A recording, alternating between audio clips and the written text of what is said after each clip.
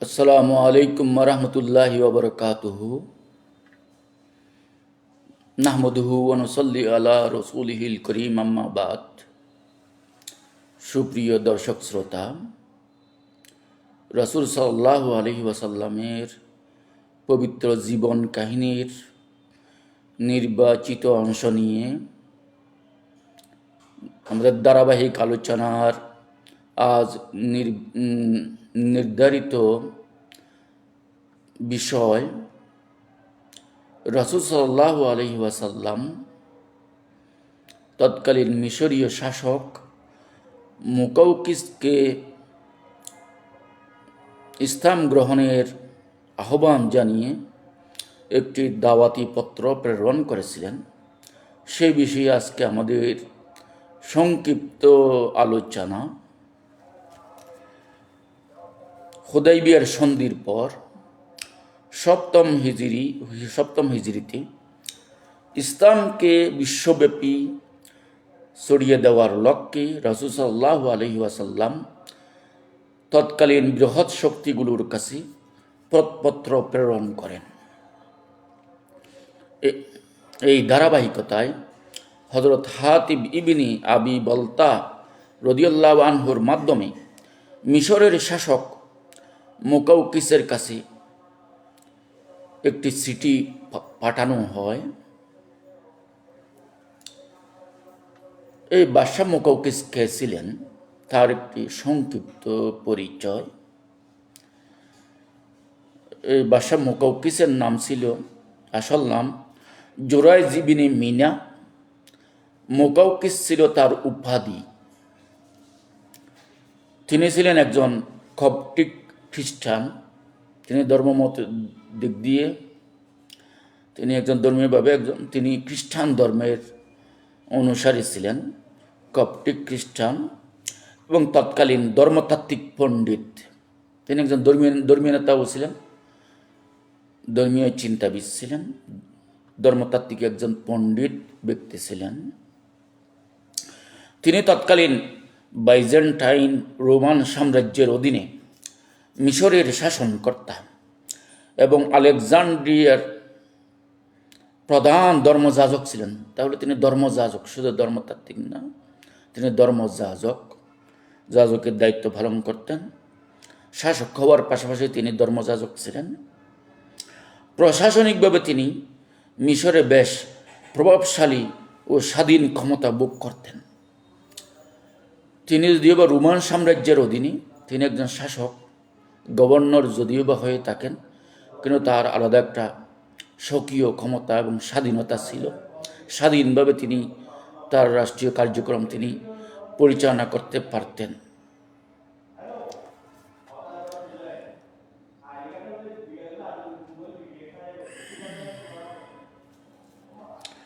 রাসূলুল্লাহ সাল্লাল্লাহু আলাইহি ওয়াসাল্লাম তার কাছে একটি সংক্ষিপ্ত চিঠি পাঠান আরবিতে। সেই চিঠিটা আমরা সংক্ষেপে এখানে পাঠ করছি। হুবহু সেই চিঠিটা বিভিন্ন হাদিস গ্রন্থে, বিভিন্ন সিরাত গ্রন্থে, বিভিন্ন ইতিহাস গ্রন্থে যে চিঠিটা আমরা বিভিন্ন তথ্যের মাধ্যমে, বিভিন্ন সূত্রে আমরা পেয়েছি এবং যথাযথ সূত্রে আমরা পেয়েছি। এই আরবি চিঠিটা সংক্ষিপ্ত একটা চিঠি, মাত্র 5 লাইনের, আরবিতে 5 লাইনের একটা চিঠি। রাসূলের মূলত চিঠিগুলো এবং বক্তব্যগুলো খুবই সংক্ষিপ্ত ছিল। চিঠিটাও খুবই 5 লাইনের একেবারে সংক্ষিপ্ত একটা চিঠি এবং ব্যাপক অর্থবোধক। চিঠি ছোট হলে কি হবে, আসল কথা যা বলার রাসূল যথাযথভাবে তাকে যেভাবে দাওয়াত দেওয়ার সেভাবে তিনি দাওয়াত দিয়েছেন। বিসমিল্লাহির রহমানির রহিম। মিন মুহাম্মাদিন আবদিল্লাহি ওয়া রাসূলিহি ইলাল মুকাউকিস আযীমিল কিবতি সালামুন আলা মান ইত্তাবাআল হুদা, আম্মা বাদ। ফাইন্নী আদউকা বিদিআয়াতিল ইসলামি আসলিম তাসলাম ইউতিকাল্লাহু আজরাকা মাররাতাইন ফাইন তাওয়াল্লাইতা ফাইন্না আলাইকা ইসমাল কিবতি। ইয়া আহলাল কিতাব তাআলাউ ইলা কালিমাতিন সাওয়াইন বাইনানা ওয়া বাইনাকুম আল্লা না'বুদা ইল্লাল্লাহ ওয়া লা নুশরিকা বিহি শাইআ ওয়ালা ইয়াত্তাহিযা বা'দুনা বা'দান আরবাবাম মিন দুনিল্লাহ ফাইন তাওয়াল্লাউ ফাকুলু আশহাদু বিআন্না মুসলিমুন। পরম করুণাময় দয়ালু আল্লাহর নামে, আল্লাহর বান্দা ও তার রাসূল মুহাম্মদের পক্ষ থেকে কিপ্তিদের প্রধান, মিশরীয়দের কিপ্তি বলা হয়তো, কিপ্তি বংশধর, তারা শাসক বংশটা কিপ্তি বংশ হয়েছিল। মুসার যুগীয় বনি ইসরায়েল এবং কিপ্তি ফেরাউন ছিল কিপ্তি বংশধর, তারা শাসক বংশ। তাহলে কিপ্তিদের প্রধান, কিপ্তিদের নেতা, আজিম বলেছেন আল্লাহ রসুল, নেতা, কিপ্তিদের প্রধান শাসক মুকাউকিসের প্রতি হেদায়েতের অনুসারীদের উপর শান্তি বর্ষিত হোক। তাহলে সালামুন আলা মুনিত্তাবাল হুদা বলেছেন। তাহলে মুসলিম হিসেবে সালাম দিতে হলে এটাই হলো নিয়ম, সালামুন আলা মুনিত্তাবাল হুদা, এইভাবে সালামের নিয়ম। তাহলে হেদায়েতের অনুসারীদের উপর শান্তি বর্ষিত হোক। অতঃপর আমি আপনাকে ইসলামের দাওয়াত দিচ্ছি, ইসলাম গ্রহণ করুন, নিরাপদ থাকবেন, আল্লাহ আপনাকে দ্বিগুণ পুরস্কার দিবেন। তবে দ্বিগুণ পুরস্কার, এক তো আপনি আহলে কিতাব, আপনি হযরত ঈসা আলাইহিস সালামকে বিশ্বাস করতেন, আসমানি কিতাবের অনুসারী, আপনার আহলুল কিতাব। সেই আহলে কিতাব হওয়ার পর যেমন একটা সোয়াবের কাজ ছিল, যখন আমি নতুন নবী এসে সর্বশেষ নবী এসেছি এবং আমার উপরও যদি আপনি ঈমান আনেন, আপনি হযরত ঈসা আলাইহিস সালামের উপরেও ঈমান এনেছেন, এরপর যদি আপনি আমার আমলে আমার উপরে ঈমান আনেন, তাহলে আপনি ডবল সওয়াব পাবেন। এই জন্য বলছে আল্লাহ আপনাকে দ্বিগুণ পুরস্কার দিবেন। আর যদি মুখ ফিরিয়ে নেন, তবে সমস্ত কিপ্তি মিশরীয় প্রজাদের পাপ আপনার উপর বর্তাবে। তাহলে এই সিটির দ্বারা বোঝা যায়, আপনি যদি আমার উপর ঈমান না আনেন, আপনি শাসক, নাস ওয়ালা দীনি মুলুকিহিম, প্রজারা রাজার অনুসরণ করে। আপনি যেহেতু সত্য ধর্ম পাওয়ার পরে আপনার খ্রিস্টান ধর্ম বিকৃত হয়ে গেছে, হযরত ঈসা আলাইহিস সালাম চলে গেছেন এবং পরবর্তী খ্রিস্টানের যারা অনুসারী তারা তাওহীদবাদী ধর্মকে একটা শিরকি ধর্মে পত্তলিকের তার কাছাকাছি নিয়ে গেছে এই ধর্মটাকে। সুতরাং আমি যখন শেষ নবী এসে গেছি, আপনার অন্য কোনো নবীর অনুসরণের কোনো সুযোগ নাই, আমাকে অনুসরণ করতে হবে। যদি আমার দাওয়াত গ্রহণ না করেন, তাহলে আপনি যে পত্তলিকতায় নিমজ্জিত হয়ে যে গুনাহ করবেন, সেই গুনার এবং আপনাকে অনুসরণ করে আপনার প্রজারা যে গুনাহটা করবে আমার অবাধ্য হওয়ার কারণে, সকল প্রজাদের পাপও আপনার উপর বর্তাবে। আপনি ইসলাম গ্রহণ না করার কারণে, আপনি হেদায়েতের প্রতি ঈমানের পথে না আসার কারণে আপনি যে পাপ করলেন এবং আপনাকে অনুসরণ করে আপনার প্রজারা যে পাপগুলো করবে, সকল পাপের ভাগ আপনাকে নিতে হবে। এটাই হলো সিটির মর্ম। এরপরে আল্লাহ রসুল এই 2 লাইন কথা লিখে এরপরে তিনি তার বক্তব্যের সমর্থনে পবিত্র কোরআনের একটি আয়াত তিনি এখানে সংযুক্ত করে দিলেন। এটা সূরা আলে ইমরানের 64 নম্বর আয়াত, ইয়া আহলুল কিতাব তাআলাউ ইলা কালিমাতিন সাওয়াইন বাইনানা ওয়া বাইনাকুম। যে আহলে কিতাবদের সাথে মুসলমানদের যে একটা মিল আছে, বিশ্বাসগত মিল আছে, তোমরাও আহলে কিতাব, আমরাও আহলে কিতাব, তোমরা আহলুল ইনজিল, আমরা আহলুল কোরআন। সুতরাং তোমরাও এক আল্লাহর একত্ববাদী স্বীকার করো, তোমাদের নবীকে বিশ্বাস করো, আমরাও একই। এবং এখানে এই জন্য আল্লাহ রসুল সে পবিত্র কোরআনের সেই বিখ্যাত আয়াতটাই তিনি এখানে উদ্ধৃত করলেন। তিনি বললেন, হে কিতাবদারিগণ, হে আহলে কিতাবগণ, এসো এমন এক কথায় যা আমাদের ও তোমাদের মধ্যে অভিন্ন, যে আমরা আল্লাহ ছাড়া আর কারো ইবাদত করব না, তার সাথে কাউকে শরীক করব না, এবং আমাদের কেউ কাউকে আল্লাহ ছাড়া পালনকর্তা হিসেবে গ্রহণ করব না। তারা মুখ ফিরিয়ে নেয়, যদি তারা মুখ ফিরিয়ে নেয়, তবে বলুন, তোমরা সাক্ষী থাকো যে আমরা অবশ্যই মুসলিম। তোমরা আমাদের কাজ হলো দাওয়াত দেওয়া, তোমাদের আল্লাহর প্রতি ডাকা। বল্লিগু আন্নি ওয়ালাউ আয়া, আপনি আমার পক্ষ থেকে একটা আয়াত থলিয়ে পৌঁছিয়ে দিন, আমি দাওয়াত দিলাম তোমাদেরকে ঈমান গ্রহণের প্রতি। যদি না করো তাহলে দাওয়াত গ্রহণ না করো, কোনো অসুবিধা নাই, তবে বিশ্বাস রাখো তোমরা শিরকের উপর আছো, কিন্তু আমরা মুসলিম, আমরা আমাদের একত্ববাদ এবং আল্লাহর আনুগত্য আমরা করে যাবো। আমরা মুসলিম, আল্লাহর প্রতি অনুগতই থাকবো এবং কোনো বেদা, শিরিক, কুসংস্কার এগুলোর আমরা অনুসরণ করব না, কোনো পত্তলিকতায় আমরা জড়াবো না। আমরা আমাদের কথা বলেই যাব, ইমানের কথা, তাওহীদের কথা আমরা প্রচার করে যাব, আমরা আল্লাহর প্রতি অনুগত থেকেই যাব। ফাশহাব্বি আন্না মুসলিমুন, তাহলে তোমরা সাক্ষী থাকো যে আমরা মুসলিম, আমরা আল্লাহর প্রতি সর্বদা ফকুল সাধু বে আন্না মুসলিমুন। হে রাসূল বলুন যে আমরা অনুগত, আমরা মুসলিম, আমরা অবশ্যই মুসলিম। এই সিডি পাওয়ার পর মুকাউকিসের কি প্রতিক্রিয়া? মুকাউকিস পত্রটি অত্যন্ত সম্মানের সাথে গ্রহণ করেন এবং রসুল প্রেরিত দূত হযরত হাতিব বিন আবিল বলতার রাদিয়াল্লাহু আনহুর কাছে রসুল সাল্লাল্লাহু আলাইহি ওয়াসাল্লাম সম্পর্কে বিস্তারিত তথ্য জেনে তার নবুয়তের সত্যতা স্বীকার করেন। তাহলে মুকাউকিস রসুলের নবুয়তের সত্যতা স্বীকার করেছেন। তিনি বলেন, আমি জানতাম একজন নবীর আগমন বাকি আছে। আমাদের ইনজিলে বা তাওরাতে শেষ নবী যে একজন আসবেন, এই আরব কান্ট্রিতে আমরা জানতাম। অবশ্যই শেষ নবী আসবেন, তার আগমন হবে, একজন নবীর আগমন দুনিয়াতে এখনো বাকি আছে, এটা আমরা জানতাম। তবে তিনি সিরিয়া থেকে আসবেন, এই ধরনের কথা উল্লেখ আছে। তিনি এটা বললেন যে তবে তিনি সিরিয়া থেকে আসবেন, এটা হলো তার ব্যক্তিগত মত। তিনি প্রকাশ্যে ইসলাম গ্রহণ না করলেও কিন্তু তিনি ইসলাম গ্রহণ করলেন না, কিন্তু রসুলের প্রেরিত দূত প্রতিনিধিকে খুব সম্মান করলেন এবং রসুল সম্বন্ধে বিস্তারিত তিনি জানলেন এবং তিনি বললেন যে হ্যাঁ, শেষ যুগে একজন নবী আসবেন, এটা তো আমাদের কিতাবে আছে। কিন্তু আমি যতটুকু জানি তিনি সিরিয়া থেকে আত্মপ্রকাশ করার কথা, তিনি মক্কা থেকে মদিনা থেকে কেন আত্মপ্রকাশ করছেন, এই ধরনের একটা মত দিলেন তিনি। তখন তিনি ইসলাম প্রকাশ্যভাবে ইসলাম গ্রহণ করলেন না। এখানে একটা কারণ ছিল যে ওটা এই যে তৎকালীন মিশর, এটা ছিল খ্রিস্টান প্রধান এলাকা, খ্রিস্টান অধ্যুষিত এলাকা।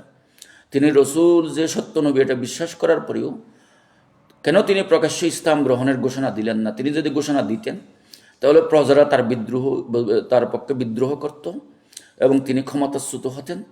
ক্ষমতা হারানোর বয়ে তিনি ইসলাম গ্রহণ করলেন না, কিন্তু রসুলের দূতকে, রসুলের প্রতিনিধিকে অত্যন্ত সম্মান করলেন এবং তিনি রসুলের জন্য অত্যন্ত মূল্যবান কিছু উপঢৌকন সামগ্রী প্রেরণ করলেন। রসুলকে বেশ কিছু উপহার তিনি প্রেরণ করলেন দূতের মাধ্যমে।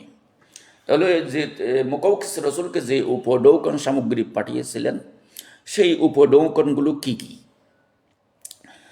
প্রেরিত উপঢৌকন সামগ্রীর বিশদ একটি তালিকা। এখানে প্রথমে মারিয়া কিপ্তিয়া এবং সিরিন নামে দুজন মহিলাকে, কিপ্তি বংশধর দুজন মহিলাকে তিনি প্রেরণ করলেন। কেউ বলছেন তারা দাসী ছিল, কেউ বলছেন না তারা দাসী না, যেহেতু তার নামের শেষে কিপ্তি আছে তাহলে তিনি রাজবংশের উত্তরাধিকার না হয় মারিয়া কিপ্তিয়া কেন বলতেছে। তো যাই হোক, এই দুজনকে উপঢৌকন হিসেবে দুজন মহিলা পাঠালেন। একজন হলেন মারিয়া কিপ্তি, আরেকজন হলো সিরিন। তারা পরস্পর বোন ছিল, আপন বোন। তাহলে মারিয়া কিপ্তি উচ্চ বংশীয় নারী, যাকে রাসূল সাল্লাল্লাহু আলাইহি ওয়াসাল্লাম স্ত্রী হিসেবে গ্রহণ করেন এবং যার গর্ভে ইব্রাহিম রাদিয়াল্লাহু আনহুর জন্ম নেন। রাসূল সাল্লাল্লাহু আলাইহি ওয়াসাল্লাম মারিয়া কিপ্তিয়াকে নিজের জন্য রেখে দিলেন এবং তার সাথে তিনি সংসার করলেন এবং রসুলের একেবারে শেষ বয়সে মারিয়া কিপ্তিয়া থেকে একজন পুত্র সন্তানের জন্ম হয়েছিল। তার নাম রাখা হয়েছিল ইব্রাহিম।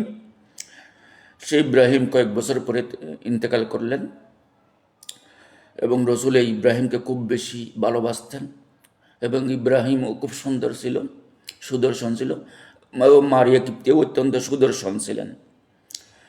এবং মারিয়া কিপ্তিয়ার আরেক যে বোন সিরিনকে যে পাঠানো হয়েছিল, এই সিরিন মারিয়া কিপ্তিয়ার বোন।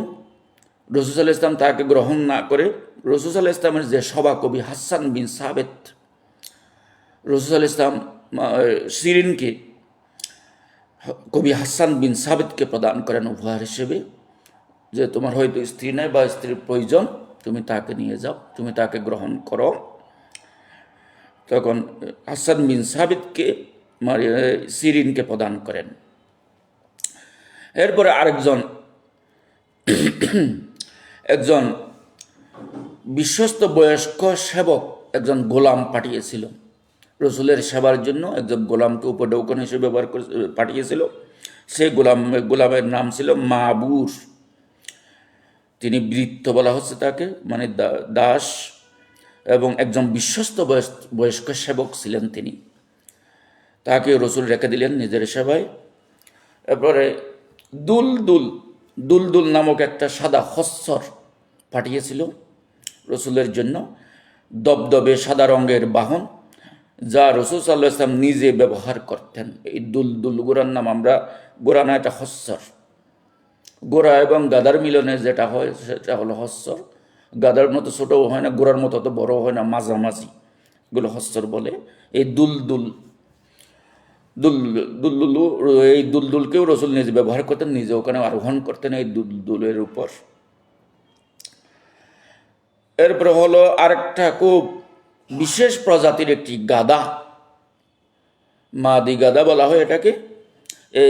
এই গাদার নাম ছিল ইয়াফুর নামক একটি গাদা। একটি বিশেষ প্রজাতির গাদা উপঢৌকন হিসেবে পাঠিয়েছিলেন মুকাউকিস রসুলের জন্য। এবং আরেকটি ঘোড়া পাঠিয়েছিল, অত্যন্ত দ্রুতগামী একটি উন্নত জাতের ঘোড়া, যাকে লাজিজ নামে ডাকা হতো। লাজিজ। খচ্চরের নাম ছিল দুলদুল, গোড়ার নাম ছিল লাজিজ, গাদার নাম ছিল ইয়াফুর। তাহলে একটা নামও ছিল এই প্রাণীগুলোর। তাহলে এই দ্রুতগামী উন্নত জাতের ঘোড়াকে ডাকা হইতো লাজিজ নামে। এরপরে উপঢৌকন সামগ্রীর মধ্যে আরও আছে মিশরীয় মিহি কাপড়, কিতান কাপড় বলা হতো, কিতান। মিশরীয় মিহি কাপড়, খুব সফট নরম টাইপের মোলায়েম কাপড়, খুব উন্নত জাতের কিছু কাপড়, উন্নত মানের কাপড় পাঠিয়েছিলেন রসুলের জন্য। এটা প্রায় 20টি কাপড়। তাহলে বিশাল মূল্যের উপঢৌকন এগুলো। 20টি অত্যন্ত মূল্যবান ও মিহি লিনেন কাপড় প্রেরণ করেছিলেন তিনি। এরপরে আরও কিছু সামগ্রী আছে, প্রসাধন ও ব্যক্তিগত সামগ্রী, একটি বিশেষ স্থলেতে সুরমা পাত্র, একটি আয়না, একটি কাঠের চিরুনি এবং একটি মিসওয়াক রসুলের জন্য বাদশাহ মুকাউকিস পাঠিয়েছিলেন। এরপরে বানহার মধু, মিশরের বিখ্যাত বানহা অঞ্চলের উন্নত মানের সাদা মধু।